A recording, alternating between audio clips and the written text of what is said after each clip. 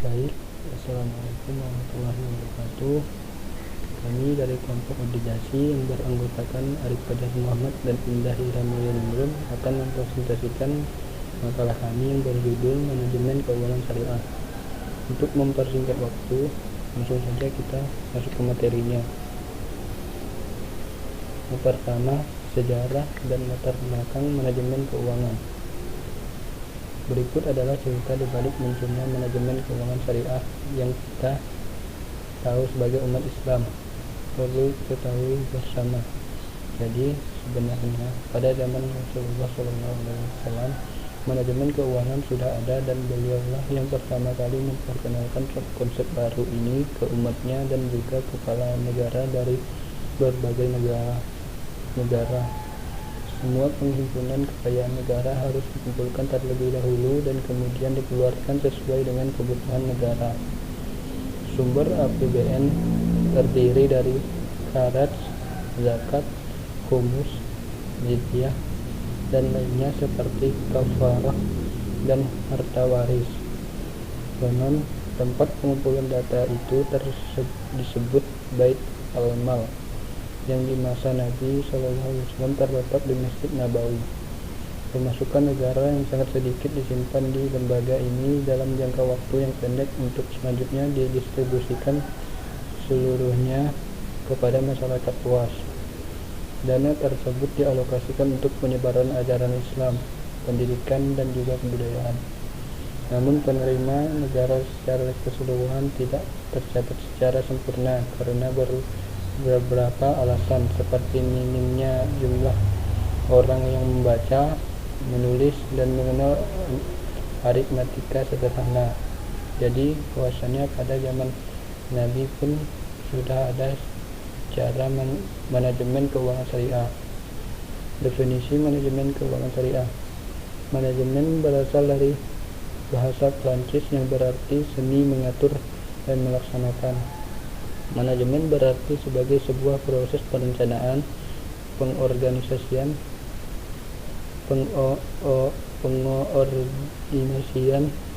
dan pengontrolan sumber daya untuk mencapai sasaran atau goals secara efektif dan efisien. Sedangkan secara luas, manajemen berarti sebuah proses perencanaan, pengorganisasian, dan pengontrolan sumber daya untuk mencapai sasaran atau tujuan secara efektif dan efisien. Manajemen keuangan syariah adalah sebuah kegiatan manajerial keuangan untuk mencapai tujuan dengan memperhatikan kesesuaiannya pada prinsip-prinsip syariah dalam agama Islam. Ruang lingkup manajemen keuangan syariah. Ada beberapa hal yang sebaiknya Anda ketahui tentang manajemen keuangan syariah. Yang pertama adalah aktivitas perolehan dana. Hal tersebut berarti bahwa setiap hal dilakukan sebagai upaya dalam rangka memperoleh harta semestinya memperhatikan cara-cara yang sesuai dengan syariah seperti mudharabah, musyarakah, murabahah, salam, istihna, ijarah, dan lain-lain. Yang kedua yaitu aktivitas perolehan aktivitas. Poin ini maksudnya dalam hal ingin menginvestasikan uang juga harus memperhatikan prinsip-prinsip uang sebagai alat tukar bukan sebagai komoditi yang diperdagangkan. Dapat dilakukan secara langsung atau melalui lembaga intermediasi seperti bank syariah dan reksadana syariah. Quran Surah Al-Baqarah ayat 275.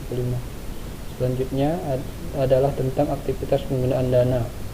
Penjelasannya adalah bahwa harta yang diperoleh digunakan untuk hal-hal yang tidak dilarang seperti membeli barang konsumtif dan sebagainya. Digunakan untuk hal-hal yang dianjurkan seperti infak, wakaf, sedekah. Digunakan untuk hal-hal yang diwajibkan seperti zakat.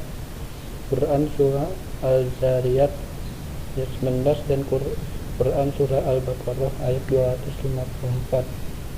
Baiklah, di sini saya akan melanjutkan penjelasan dari teman saya, yaitu prinsip dalam manajemen keuangan syariah. Dari sisi cara memperolehnya, keuangan syariah harus didasarkan pada prinsip keuangan syariah, yakni dengan menghindari transaksi yang dilarang syariah Islam. Transaksi yang dilarang syariah yaitu meliputi: yang pertama, transaksi dengan objek zat haram; yang kedua, transaksi riba, mensyaratkan kelebihan pengembalian dari hutang piutang; yang ketiga, transaksi gharar, ketidakpastian hal yang seharusnya dipastikan; yang keempat, transaksi maisir, spekulasi; yang kelima, transaksi rishwah,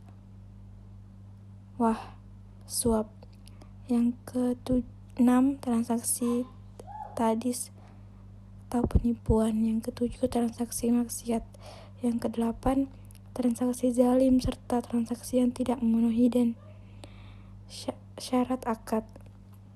Selanjutnya, dari sisi profesi, yakni setiap profesi yang dijalani seperti melakukan jual beli terdiri dari barang dan manfaat. Manfaat ini terdiri dari manfaat barang dan manfaat perbuatan atau jasa untuk memperoleh harta sesuai syariah.